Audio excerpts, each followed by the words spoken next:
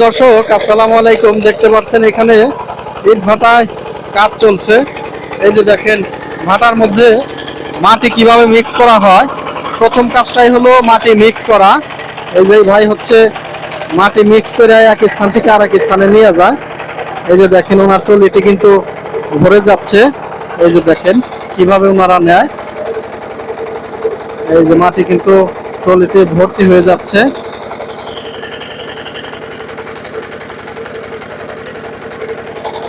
এই যে দেখেন প্রিয় দর্শক, এই যে মাটি হয়ে ওনারটা হয়ে যাওয়ার সাথে সাথে কিন্তু আর এক চাচা আসলেন এবং সাথে সাথে এই যে নিচে একটু বালু দিয়ে দিচ্ছেন।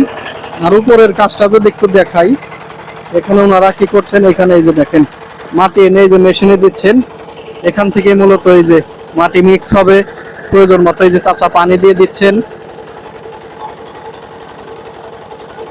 দেখুন সনাতন পদ্ধতিতে ইট বানানোর প্রক্রিয়া। এই যে একদল লোক ওনারা মাটি কোদাল দিয়ে কুবিয়ে গেছেন, আর এখন ওনারা এই ট্রলিতে এই যে বেলচা বা যেটাই বলুন না কেন এটা দিয়ে ট্রলিতে উঠাচ্ছেন। এবং বেশ কয়েকজন এখানে শ্রমিক আছে, 3-4 জন।